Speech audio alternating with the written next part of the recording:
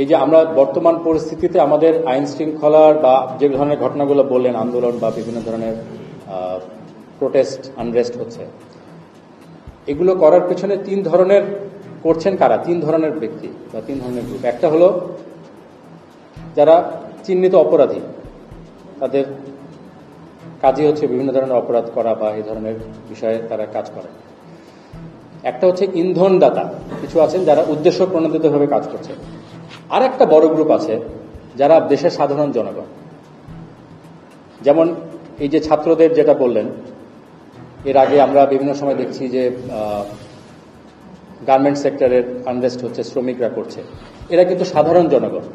Traffic আইন ভঙ্গ করছে, এখানে কিন্তু আমাদের মতো সাধারণ জনগণ। এখন আইন শৃঙ্খলা রক্ষাকারী বাহিনীর ভূমিকাটা মূলত থাকবে প্রথম যে দুইটা গ্রুপ বললাম, যারা অপরাধী, যারা উদ্দেশ্য প্রণোদিতভাবে অপরাধ করে, বা ইন্ধনদাতা। সাধারণ জনগণের বিপক্ষে যখন আমাদের দাঁড়াতে হয়, আমাদের একটু চিন্তা করে কাজ করতে হয়। বিশেষ করে আপনারা যদি ছাত্রদের কথা বলেন, এই ছাত্ররাই আন্দোলন করে দেশের এখন একটা আমাদের যে বর্তমান পরিস্থিতি এনেছে, এবং আমরা সবাই আশা করছি যে দেশটা একটা ভালোর দিকে যাবে। সেই ছাত্ররাই যখন কারো ইন্ধনে একটু সাময়িকভাবে ডিরেইল হয়ে যাচ্ছে, পরিস্থিতি না বুঝে, তখন তাদের এগেনস্টে আমরা যদি শক্তি প্রয়োগের কথা চিন্তা করি, আমাদেরকে একটু চিন্তা করে কাজটা করতে হয়। ঠিক আছে, আমরা আশা করি ছাত্ররা, শ্রমজীবী, কর্মজীবী, সাধারণ মানুষ যারা আছেন, প্রত্যেকেই তার নিজ নিজ জায়গায় থেকে আমরা দেশটাকে কোথায় দেখতে চাই এবং সেখানে আমার নিজের কি দায়িত্ব সেটা বুঝবেন।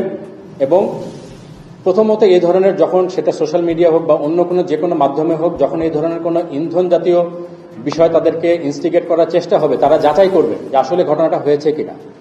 দ্বিতীয়ত, যদি ঘটনা সত্যও হয়, সব ঘটনার প্রতিবাদ এত ভায়োলেন্টলি করার কোনো প্রয়োজন নেই, অনেক শান্তিপূর্ণভাবে করা যাবে, বিকজ আমরা সবাই শান্তি চাই দেশে। তো এখানে আমাদের সাধারণ জনগণ, বিশেষ করে ছাত্র, কর্মজীবী, শ্রমজীবী এবং সকল পর্যায়ের মানুষ, আমাদের একটা সকল নিজের দায়িত্ব আছে যে আমরা যদি নিজে থেকে দায়িত্বশীল ভূমিকা পালন করি, তাহলে এই অনেকগুলো এই ধরনের ঘটনা আমরা অ্যাভয়েড করতে পারি। এবং তখন আইন শৃঙ্খলা রক্ষাকারী বাহিনী যারা উদ্দেশ্য প্রণোদিতভাবে অপরাধ করে, তাদের এগেনস্টে আমরা কাজ করতে পারি। সেক্ষেত্রে আমাদের কাজের পরিধিটাও সহজ হয়, দেশের এই ধরনের ঘটনাগুলো আমরা কমাতে পারি। এখানে আমাদের সোশ্যাল মিডিয়ার যে ব্যবহারে আমাদের আরেকটু সচেতনতার প্রয়োজন আছে।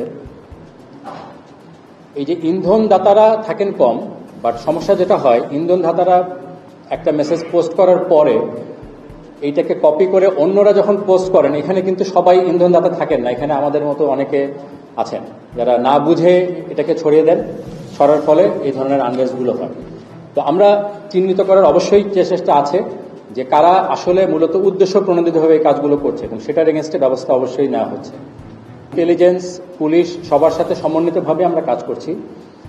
আমাদের প্রেজেন্সও আপনারা এই জন্য দেখছেন যে মূলত বড় ধরনের যতগুলো ঘটনা, কোথাও কিন্তু রিসেন্টকালে এমন হয়নি যে আমরা জানি, মানে আইন শৃঙ্খলা রক্ষাকারী বাহিনী জানে না বা ঘটনা ঘটে গেছে, এরকম কিন্তু খুব হয়নি। বাট এটার ব্যাখ্যাটা তো আমি আগেই দিলাম যে কোনো কোনো ক্ষেত্রে আমাদেরকে একটু চিন্তা করে কাজ করতে হচ্ছে। সেক্ষেত্রে হয়তো অনেকের মনে হতে পারে যে আইন শৃঙ্খলা রক্ষাকারী বাহিনী যথাযথ পদক্ষেপ নেয়নি, কিন্তু আমরা তো শুধু সামনেরটা দেখি। এই যে যত ধরনের এরকম ইন্টেলিজেন্স পাওয়া যায়, এগুলোর পরবর্তী কিন্তু যারা এই ধরনের কার্যক্রম করার সম্ভাবনা যাদের থাকে, তাদের সাথে অনেক আগে থেকে এনগেজমেন্টে যাওয়া হয়, এবং এভাবে অনেকগুলো ঘটনাকে কিন্তু ইতিমধ্যে প্রতিরোধ করা সম্ভব হয়েছে।